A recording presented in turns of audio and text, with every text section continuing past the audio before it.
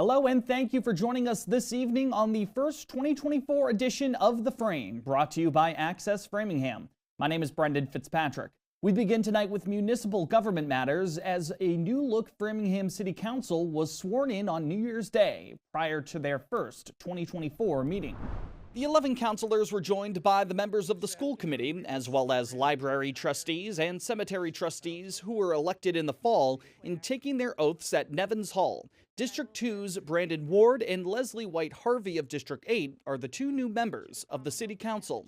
After being sworn in, the councilors had a brief meeting at the Memorial Building. It was there that District 6's Phil Ottaviani was re-elected as the chair of the City Council. He received a 6-3 vote as Christine Long nominated Adam Steiner of District 3. White Harvey and Leora Malik voted in favor of Steiner as well. All councilors showed their support for Tracy Bryant as vice chair, however, as District 9's councilor will be the first person of color to hold a leadership position within the City Council. Michael Cannon initially nominated at-large councilor Janet Liam-Bruno for another term as vice chair, but she ceded the spot before nominating Bryant herself.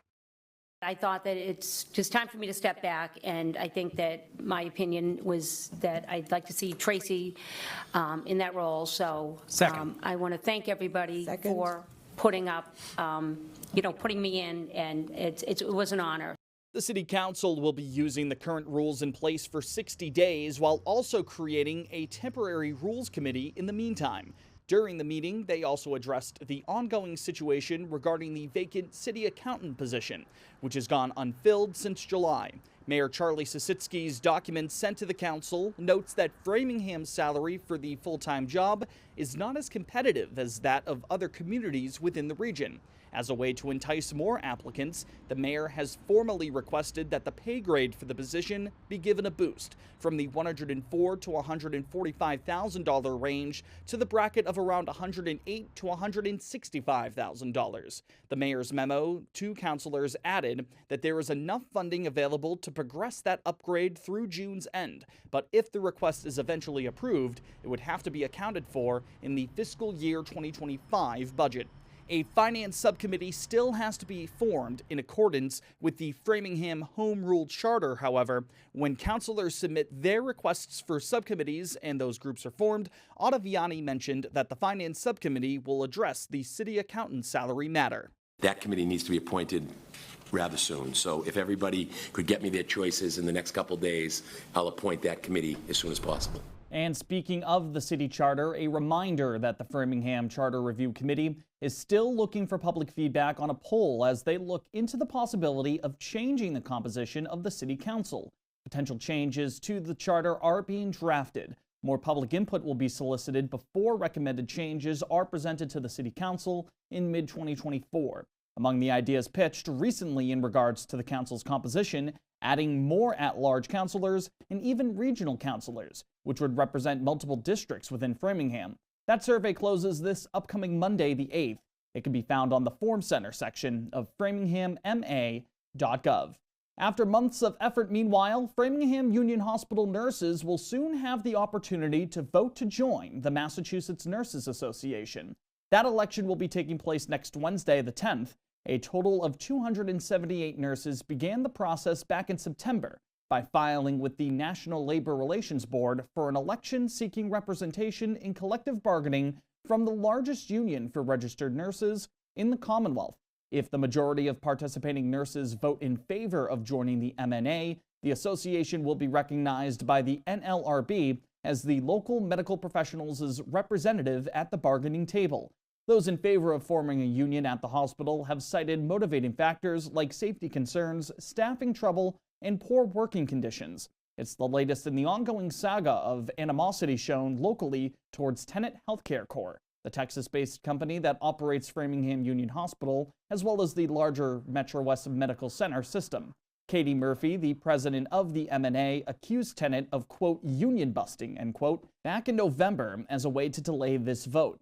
Framingham City Councilors have also made it a point to call upon Tenet to take action, unanimously voting late last month to write a letter to the company demanding that an election be permitted, while also inviting their officials to one of their meetings in January. As of the time of this week's show, the Frame has not received a response from tenant officials to our requests for comment on the Framingham Health Center matters. A total of $50,000 in grants from opioid-related legal settlements have been distributed to a trio of local organizations by Framingham officials. $20,000 were provided to both the Edward M. Kennedy Community Health Center and Metro West Care Connection, along with $10,000 to the South Middlesex Opportunity Council, or SMOC for short, during the preliminary round of distribution from the city's opioid settlement fund.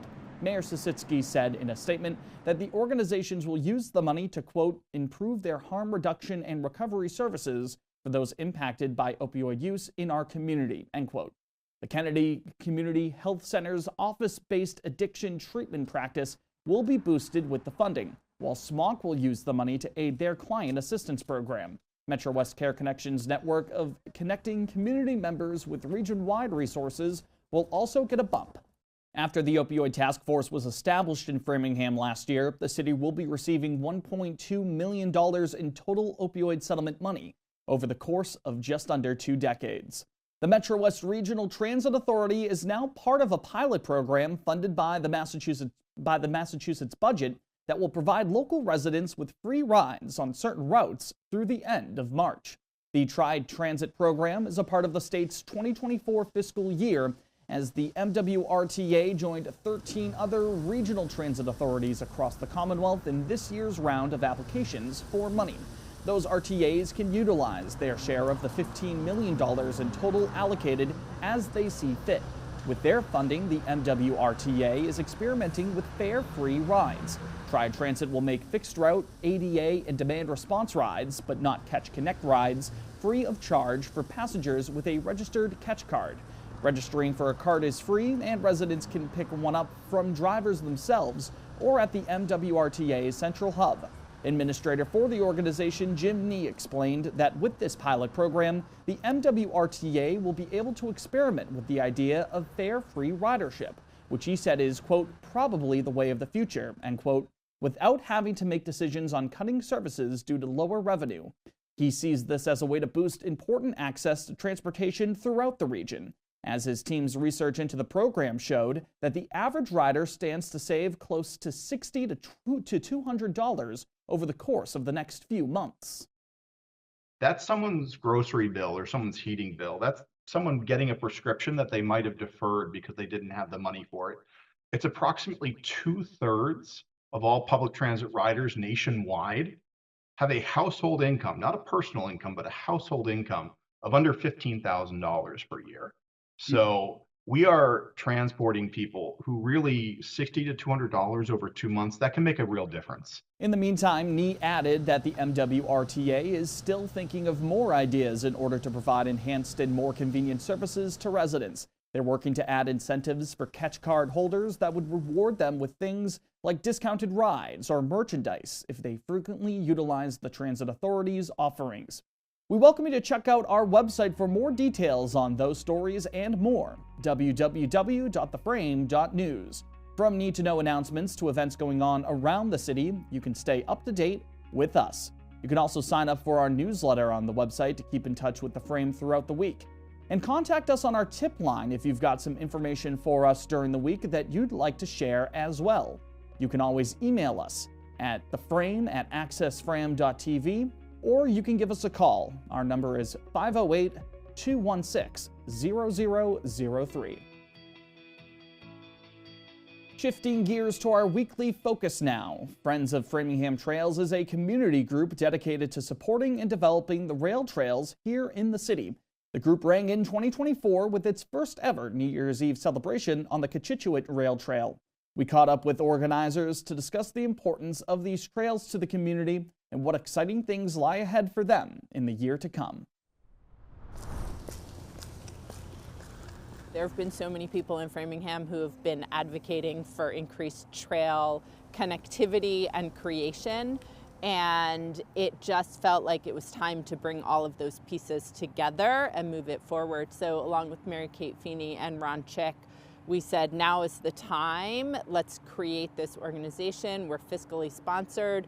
We are building up the capacity in Framingham for more trail awareness, more trail usage, looking at signage, looking at funding, looking at more community engagement and use on the trails. This is a huge collaborative effort between nonprofits, the government, citizens. Everyone's really excited about rail trails, and Framingham really is at the cusp of being the hub of trails in Metro West. There are a number of trails that go through Framingham that connect from Southborough, Natick, Sudbury, Sherburne, so it all comes here, and we have the opportunity to expand and connect and to bring people together, and the interest about trails is just off the charts. Yeah, I was going to ask, you're very well connected within the community. What are you hearing from people who live here and use these trails, regarding the promotion of these trails?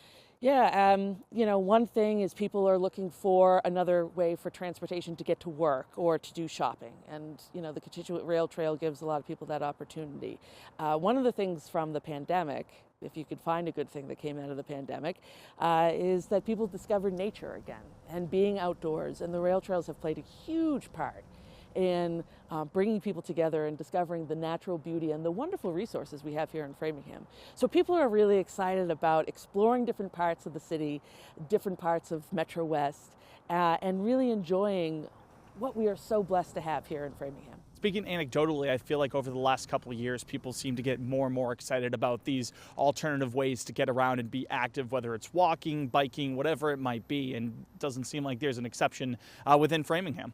Yeah, it's a national trend for sure. Even in Massachusetts, looking at trails that go between municipalities, right? So it's not just about what's in Framingham, but it's about the trails that also connect us with Sudbury. I mean, the Constituent Rail Trail here goes into Natick. Even as we're standing here now, right, on the rail trail, we see people walking their dogs, we see people just walking together, we're walking alone. So I think these are, especially on sunny days like today, real resources for our community. Going into the new year, what are one or two things you're hoping to see develop with regards to the city's trails?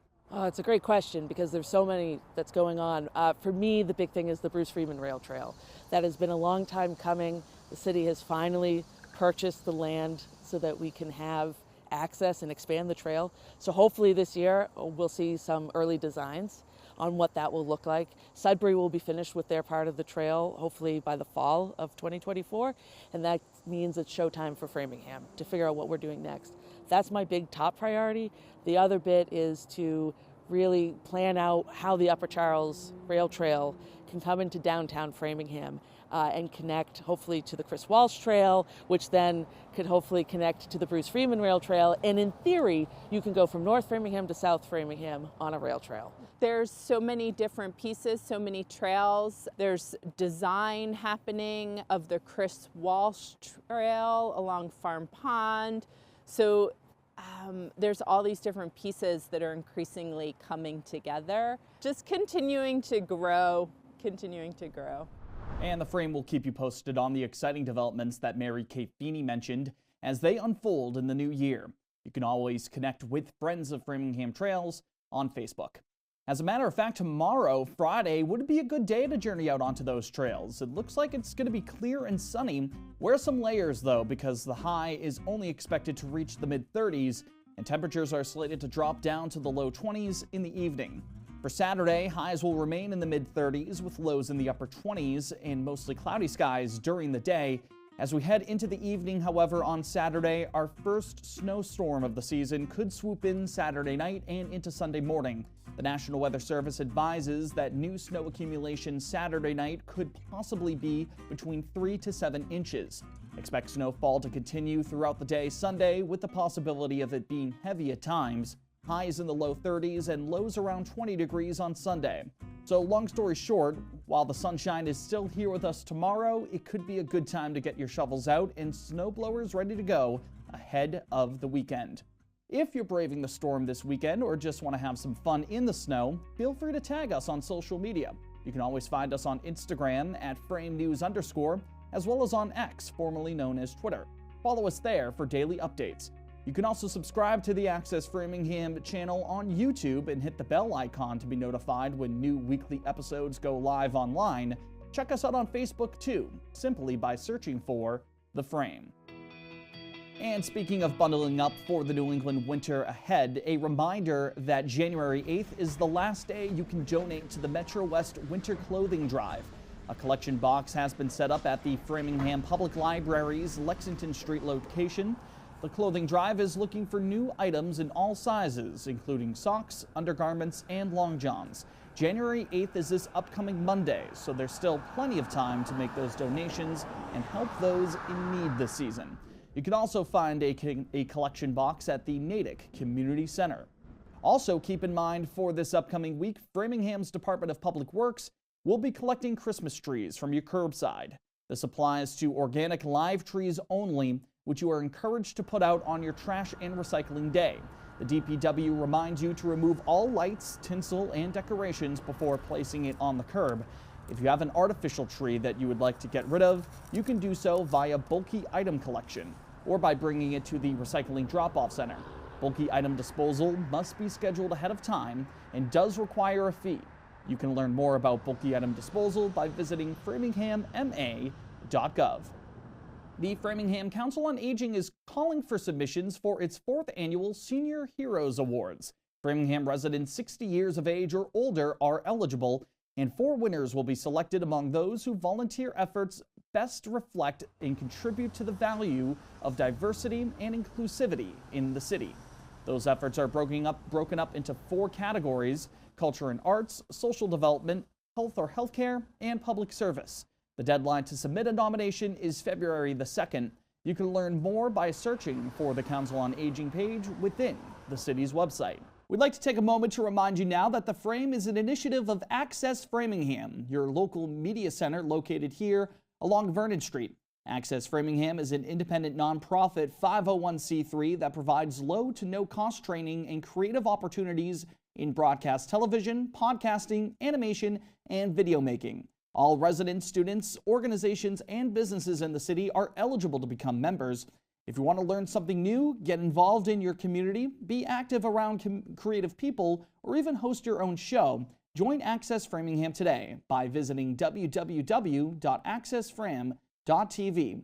Access Framingham can be found on RCN Channel 3, RCN HD Channel 1100, Comcast Channel 9, and Verizon Channel 43. That will be it for this week's Framingham News in Focus. On behalf of everyone here at The Frame, let me say thank you for spending your time here with us tonight. I'm Brendan Fitzpatrick. We'll talk to you next week. Take care.